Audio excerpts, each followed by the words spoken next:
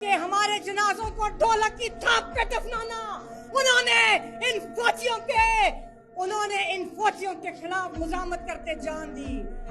آپ لوگوں نے نہتے شہریوں کے اوپر، سیاسی ورکرز کے اوپر آپ نے بندوقیں سیدھی کر لی، شرم آنی چاہیے۔ اور ہر محاذ کو چھوڑ کے آپ بھاگ گئے۔ جبر کی اور اس ظلم کی حکومت کو ہم نہیں مانتے۔ اس جبر کا اور شہداء کا جو کارکن شہید ہوئے ہیں ان کا مذاق اڑائے گا، میں اس کا سوشل بائیکاٹ کرتی ہوں۔ پی ٹی آئی کے نہتے کارکن بھی دہشت گرد نہیں ہے۔ اگر آج آپ میں اتنی طاقت اور قوت ہے تو جا کے کشمیر میں لڑیں، آپ میں اتنی قوت ہے تو جا کے فلسطینیوں کے ساتھ کھڑے ہوں۔ کارگل کے اوپر ہمارے شہداء کی لاشیں چھوڑ کے کون بھاگا تھا؟ السلام علیکم ناظرین اکرام، تحریک انصاف کے خلاف کریک ڈاؤن کے بعد رابعہ باجوہ کی انتہائی خطرناک تقریر، بہت سارے وکلاء بھی وہاں پر موجود تھے، لیکن یہ چند منٹ کی ویڈیو نے دنیا پوری کو حیران کر دیا۔ آپ ویڈیو دیکھیں گے آپ کو لگ پتہ جائے گا۔ رابعہ باجوہ نے اپنی زندگی خطرے میں ڈال کے آج تمام تر حقائق سے پردہ اٹھا دیا۔ ویڈیو دیکھیے پھر اس پر بات کرتے ہیں۔ آج ہم جس علمیے اور جس ثانیے کے لیے ہائی کورٹ بار نے یہ نمائندہ اجلاس منتخب کیا، میں سب سے پہلے تو اس فسطائیت کی، اس جبر کی اور اس ظلم کی مذمت کرتی ہوں جو کل ڈی چوک میں پوری دنیا نے دیکھا، اور میں پی ٹی آئی کے ساتھیوں کے ساتھ اظہار یکجہتی کرتی ہوں، اور میں ان کو یہ بھی کہوں گی کہ آپ نے ہرگز مایوس نہیں ہونا۔ جو آپ کا میڈیا جو فوج کے تابع آپ کا نظام ہے وہ جان بوجھ کے مایوسی پھیلا رہا ہے، اس میں مایوسی کی کوئی ضرورت نہیں۔ اور مجھے یاد آتا ہے کہ جب وکلا تحریک چل رہی تھی ہم لوگ لانگ مارچ کرتے اسی ڈی چوک پہ اکٹھے ہوئے، اور اس وقت بھی ہم لوگوں کو واپس آنا پڑا اپنی قیادت کے فیصلے پر، ہمیں بھی تکلیف ہوئی، لیکن اس کے بعد ہم ایک بھرپور قوت بن کے اٹھے تھے، اور آپ کو یاد ہوگا کہ ہم نے اس وقت اس نظام کو شکست دے کے عدلیہ کو بحال کروایا تھا۔ معزز ساتھیوں، اس وقت جو پاکستان کے حکمران ہیں، جو اس وقت پاکستان کے حکمران اور جرنیل ہیں، میں ان سے ایک سوال پوچھوں گی کہ 1965 سے لے کر آج تک کا آپ حساب کر لیں ہمارے ساتھ، ہر محاذ پر یہ قوم آپ کے ساتھ کھڑی ہوئی، ہر محاذ پر ہم نے شہداء کے لیے ہم نے آنسو بہائے، اور ہر محاذ کو چھوڑ کے آپ بھاگ گئے۔ اور مجھے بڑا افسوس ہے کہ ابھی کل کی بات ہے، دور نہ جائیں، کارگل کے اوپر ہمارے شہداء کی لاشیں چھوڑ کے کون بھاگا تھا؟ یہ قوم ہر دور میں جبر کا مقابلہ کرتی رہی۔ اگر آج آپ میں اتنی طاقت اور قوت ہے تو جا کے کشمیر میں لڑیں، آپ میں اتنی قوت ہے تو جا کے فلسطینیوں کے ساتھ کھڑے ہوں۔ آپ لوگوں نے نہتے شہریوں کے اوپر، سیاسی ورکرز کے اوپر آپ نے بندوقیں سیدھی کر لی، شرم آنی چاہیے۔ قاتل قاتل قاتل قاتل قاتل قاتل قاتل اور دوسری بات، مجھے ان سے زیادہ افسوس یہ تو یہی کرتے رہے، مجھے افسوس پاکستان پیپلز پارٹی کے اوپر ہے۔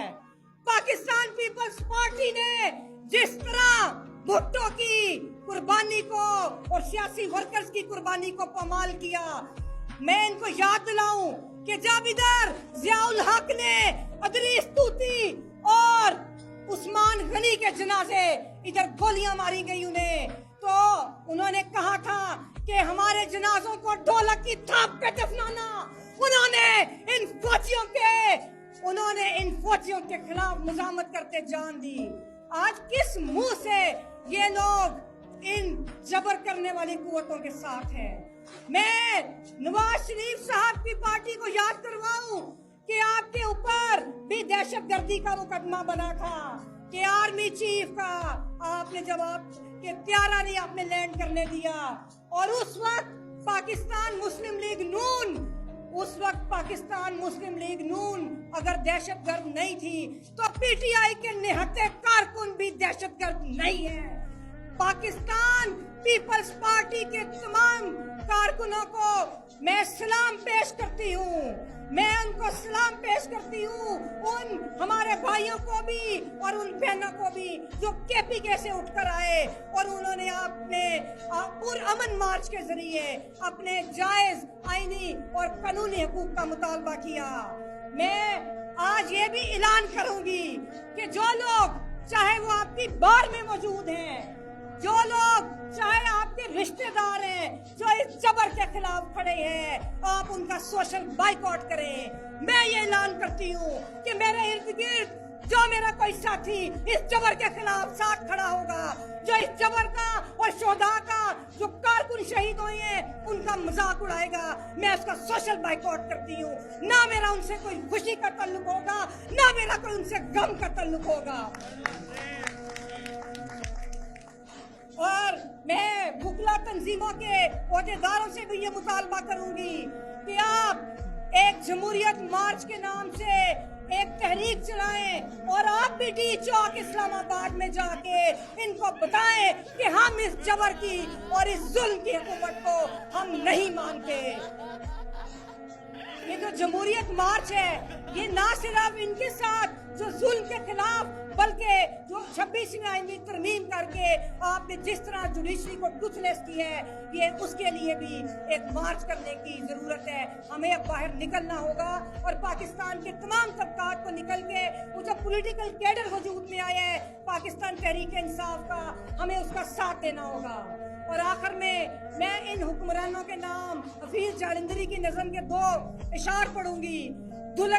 धरती की सुलगती छाती से बेचैन शरारे पूछते हैं, तुम जिन्हें अपना न सके वो खून के धारे पूछते हैं। ये किसका लहू ये कौन मरा, ये किसका लहू ये कौन मरा, ए रहबरे मुल्क को कौन बता, ये जलते हुए घर किसके हैं, ये कटते हुए तन किसके हैं, ये रूहें किसकी रूहें हैं जो धरती को नापाक करें। और आखिर में जनरल आसिम मुनीर से मेरा एक उनकी नजर एक शेर है, आंखें तो उठा, आंखें तो उठा, नजरें तो मिला, आंखें तो उठा, नजरें तो मिला, ये किसका लहू ये कौन मरा, ए रहबरे मुल्क को कौन बता।